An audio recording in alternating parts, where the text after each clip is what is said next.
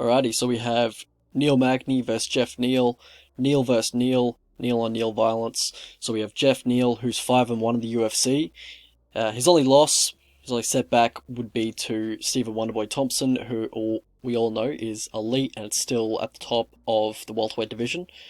Neal Magny has a 4-inch height advantage and a 5-inch reach advantage, as he is used to having over opponents. He is very long for the division, very tall. Alright, so for Neal Magny, he seems to be more light on his feet these days. He seems to be able to use his distance, or use his length a little bit better and be able to create a bit of distance between himself and his opponent, keep his opponent at the end of his punches. He seems to have improved his jab a little bit after that time off after the Ponzinibbio fight. He used to not be able to fight long. He used to be clinching up a lot, closing the distance a lot, and he seems to have improved that a little bit. So yeah, Geoff Neal on the other hand, he also actually likes to fight on the outside a little bit. He likes to use his footwork, stay on the outside, and then he'll look to glide into range and then throw a 1-2, 1-1-2. He has a nice jab, pops the jab out quite a bit to close the distance, to kind of set up his power shots. His straight left is his money maker. He is a southpaw, so that kind of opens up the kicking arsenal for Neal Magny. Neal Magny has a nice body kick, good teeps to the body, and that is open against Geoff Neal because Geoff Neal is a southpaw. And Neal Magny does like to close the distance and enter the clinch quite a bit. There's a fair bit of clinch fight in Neal Magny's fights generally. And Geoff Neal, he looks to snipe with the straight left as opponents are coming in to close the distance, but he also will welcome the clinch when opponents do try and clinch up with him, or sometimes he will overextend on his left hand and he will enter the clinch just where the momentum takes him, really, because when he does get opponents near the fence, he will kind of crash into the clinch after he throws a combination. So that is something to watch out for, because Neal will accept the clinch, and Neal is very long. He uses length really well in the clinch, gets those long arms around your waist and then takes you for a ride with those body lock takedowns of his.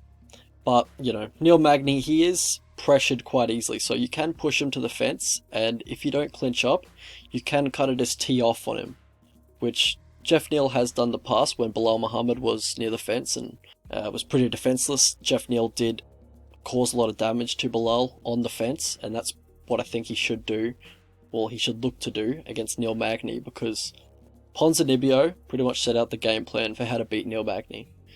And Ponzinibbio, he really chopped him down with the leg kicks first. That won't be open for Geoff Neal because he's a southpaw.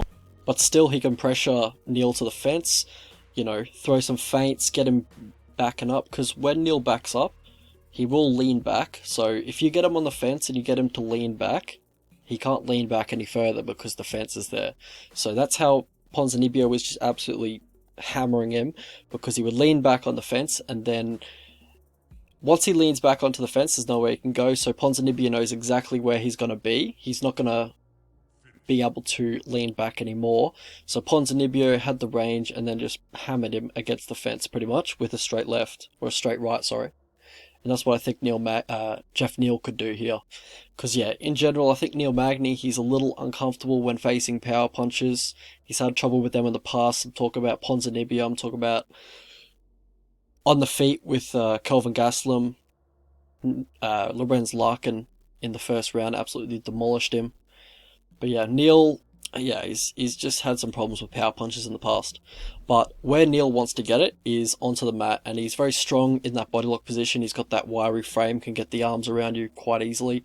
Most takedowns do come from the body lock position. He has a nice body lock throw, and he'll look to mat return and then keep the wrestling ride just to control opponents, and he's pretty hard to peel off once he does have that body lock. So yeah, Geoff Neal, he has strong hips when defending lower body takedown attempts, like freestyle wrestling takedown attempts. I haven't seen him defend many body lock takedowns, so I'm not sure how he's going to react or how he's going to be able to counter the body lock takedowns of Neal Magny, because Neal Magny is very good at getting the body lock. So there just isn't any footage of Geoff Neal's takedown defense of body locks, but all indications do show that he does have a good all-round anti-wrestling game. So I'm expecting him to. I'm expecting his takedown defense to look pretty good, but yeah, I just haven't seen what he would exactly do if an opponent's looked to get a body lock takedown on him.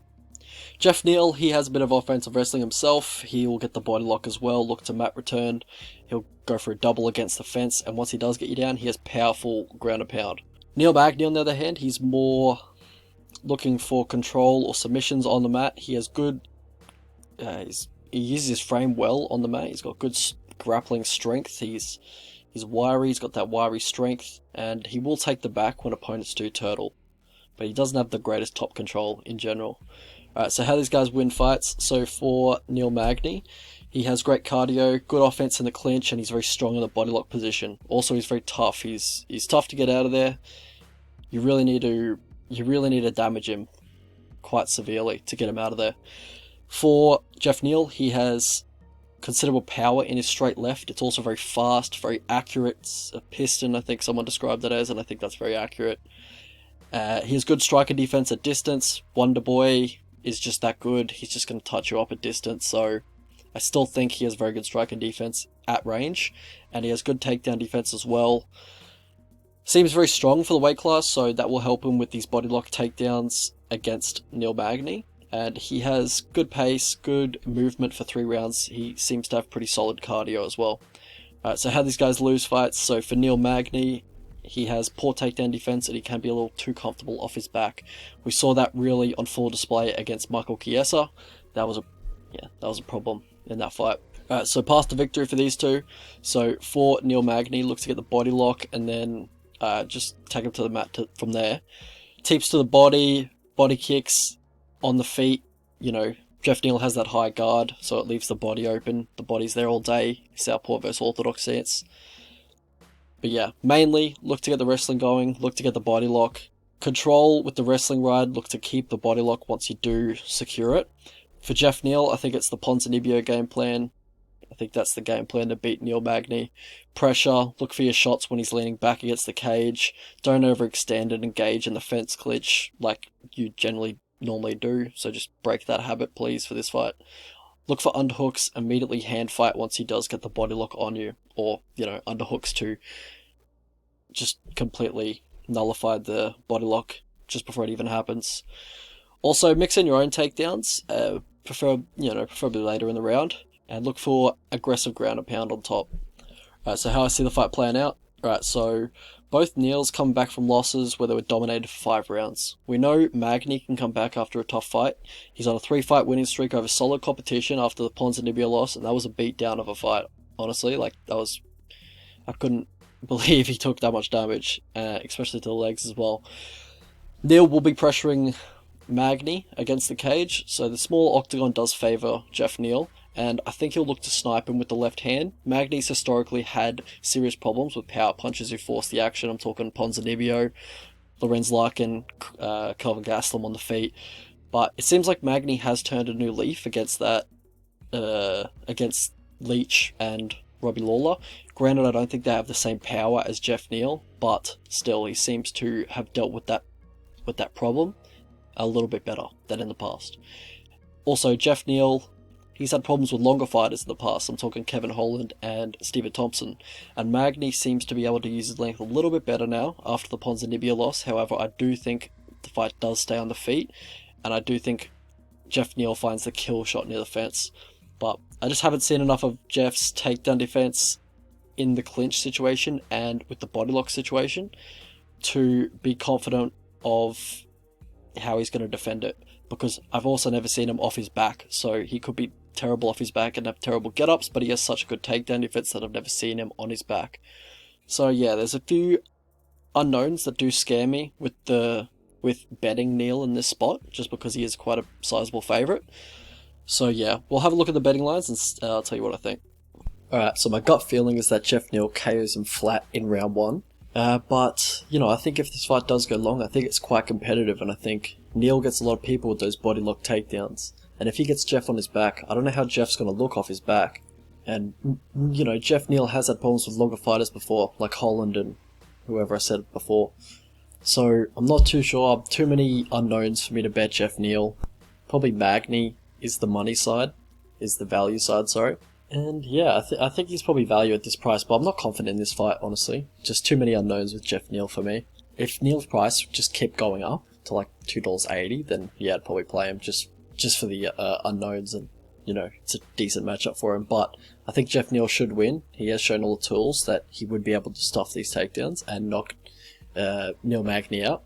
So yeah, I'm going with Geoff Neal.